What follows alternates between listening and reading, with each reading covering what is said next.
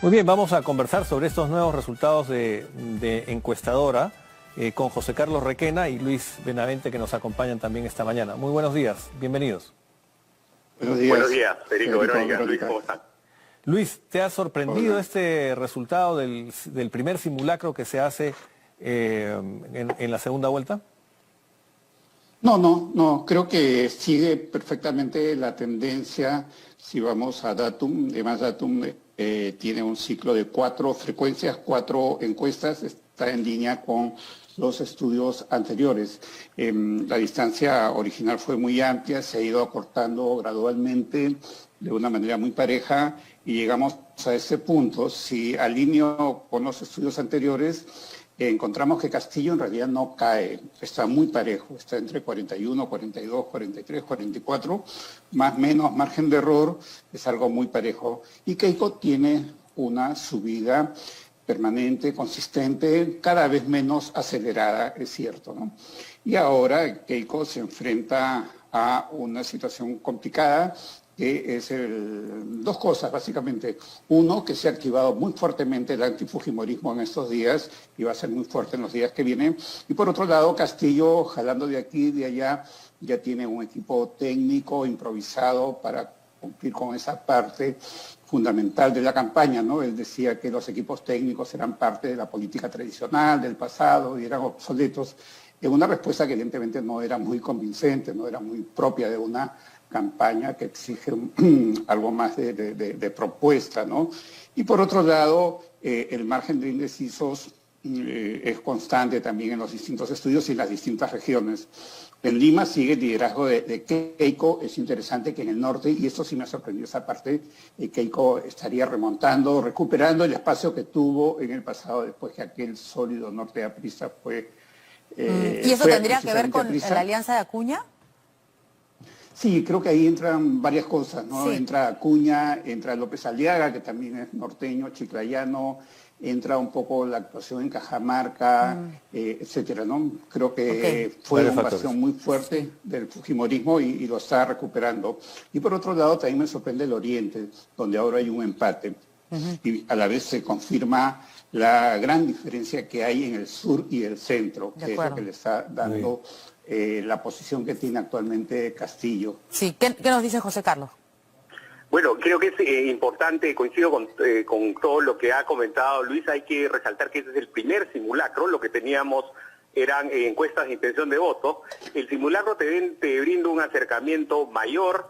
Las tendencias van efectivamente a ajustarse a un final casi de fotografía. Vamos a ver si en estas 3 semanas, ¿qué pasa? Esto del reclutamiento del equipo técnico de Castillo ha sido algo un poco desordenado. Ayer en horas de la noche aparecían hasta 3 equipos técnicos. Creo que el debate nos va a precisar cuál finalmente es el equipo en el que está reposando, y efectivamente Keiko Fujimori va a tener que enfrentar el antifujimorismo y tiene todavía pendiente un mensaje a todos los indecisos que guardan reparos frente a su candidatura por los pasivos propios y heredados.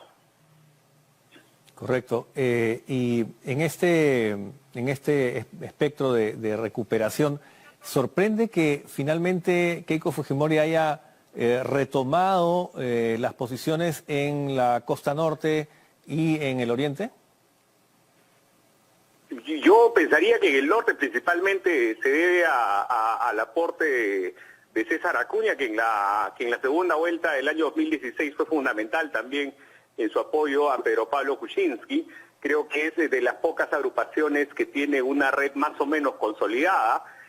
Recordemos los buenos resultados, por ejemplo, que tuvo en las elecciones subnacionales del año 2018. En el oriente, al ser un conglomerado más pequeño, quizás, digamos, como que es menos relevante en términos electorales al menos, pero el norte claramente es algo muy importante, es el segundo bloque electoral después de Lima, y lo que pueda recuperar ahí creo que es fundamental para poder acortar sus distancias.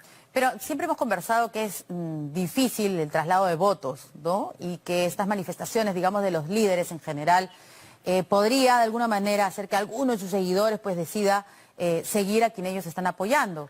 ¿Y por qué en el caso del señor Acuña sí sería algo importante que se ha visto pronto en estos días? Porque, digamos, la conferencia de prensa de ellos ha sido hace poco relativamente. No ha habido todavía, digamos, un desarrollo de campaña como han anunciado los de Alianza para el Progreso, ¿no? Pero ya había habido algo, digamos, creo que la principal resistencia o la principal razón para no manifestarse antes en APP tenía que ver con digamos, debate interno y el peso del paisanaje de Pedro Castillo, una persona que además es del norte y es chotano como César Acuña, tenía un peso. Eso finalmente termina de superarse y no es que haya habido en 12, por eso me refería más a las redes, porque con todas las limitaciones que pueda tener APP ya es un partido que tiene ciertas redes y creo que estas, y más que los votantes independientes de APP, son las que han empezado a hacer algún trabajo. Eso por supuesto tiene que constatarse con una investigación más cercana, pero de lo que uno ve en los medios de comunicación o en el debate político es lo que se ve, ¿no? Claro. Ahora, también es cierto que en este simulacro se ve también que se reduce los votos blancos, nulos y los indecisos. ¿Esto podrá continuar o está llegando ya a su piso? Luis. Creo que esto siempre va decantando, ¿no? Se va reduciendo. A la vez hay una categoría que usualmente no se menciona, que yo le llamo voto móvil.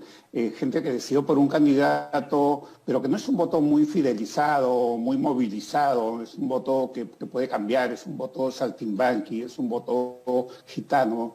Y entonces ante algunos estímulos de campaña, hay votantes que saltan de un lado a otro con mucha facilidad, ¿no? Entonces, eso de alguna manera aumenta lo que llamaría voto disponible, como una categoría que va más, que es más amplia que el voto de los indecisos, ¿no? Y es una de las razones por las cuales la intención de voto en el Perú varía tan rápidamente, tan abruptamente, a veces tan dramáticamente incluso, ¿no? Creo que, claro, la encuesta nos dice que hay un 15-16% de voto de indeciso, de blanco, viciado, etcétera, ¿no? Hay otro aspecto importante también, porque Datum también ha presentado encuesta, además de simulacro, y en la encuesta el resultado es 42-40, quiere decir que en el simulacro Castillo sube 2 puntos y Keiko 1 punto, lo cual revelaría que hay voto escondido para ambos, más para Castillo que para Keiko en este caso. Luis, justamente vamos a ver los cuadros que no habíamos presentado de la intención de voto. Acá tenemos el histórico de Datum de intención de voto, o sea, es una encuesta, no es un simulacro. Y está en 42-40, como tú bien has señalado, y ahí también se ve la bajada del no sabe, ¿no? El no sabe, que estaba en 11-12 consistentemente, bajó a 7. ¿No? Desde el 16 de abril, Federico. El blanco viciado se mantiene, mira, 11-11-11, las últimas 3 encuestas. Ahí hay 18%, digamos, de indecisos en total, ¿no? Y en el simulacro hay 15%, hay 3 puntos de diferencia, que son los 3 puntos de diferencia que tienen los candidatos en el simulacro, ¿no? 2 más para Castillo y 1 más para Keiko. Sí, y en las elecciones, ¿cuánto es que normalmente tenemos de estos votos? ¿De blanco viciado? El porcentaje de blanco viciado está más o menos dentro de ese rango, ¿no?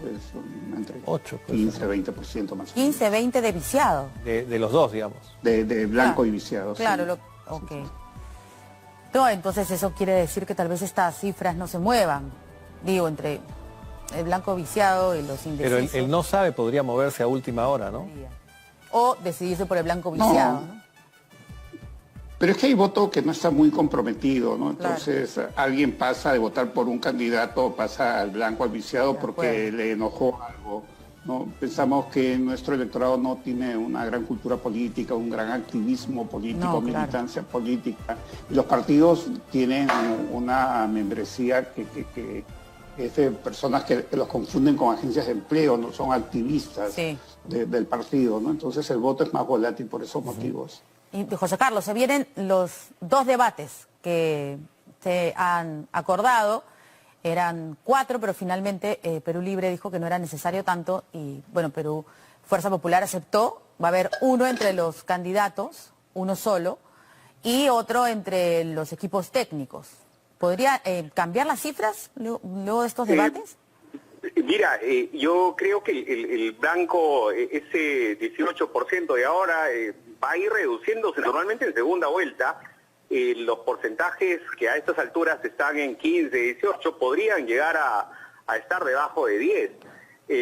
Yo pensaría que ese es el sector, ese 11% que la encuesta refleja, creo que es el fujimorismo, el antifujimorismo no de izquierda, que es sólido como estamos viendo y que seguramente va a quedar ahí, es de los indecisos donde puede terminar de moverse las cosas, y creo que algo importante en el debate es que va a ser solo una semana antes de los comicios, por lo cual sus efectos, por lo menos de manera pública, no se van a conocer tanto, ¿no? Obviamente la información reservada que circula tanto en los equipos de campaña como en algunos otros ámbitos, eso sí se va a ver, ¿no? Pero creo que ¿una semana será suficiente para que haya un impacto de cualquiera que sea el resultado del debate? es lo que hemos visto en las últimas elecciones, todo se ha movido en los últimos días. De hecho, pero Pablo Kuczynski remonta desde el jueves previo al día de las elecciones. La primera vez que sale encima de Keiko Fujimori es en una encuesta que circula de manera reservada el jueves por la noche. Entonces sí, yo creo que la última semana es fundamental y de hecho en el caso reciente Pedro Castillo termina de consolidarse a segunda vuelta en la última semana. Entonces yo creo que estas 3 semanas van a ser fundamentales y el impacto que pueda tener el debate va a ser también importante. Claro. Muy bien, muchas gracias a nuestros 2 invitados y bueno, veremos cómo siguen las encuestas en los próximos días y los convocamos. Gracias. Muchísimas gracias.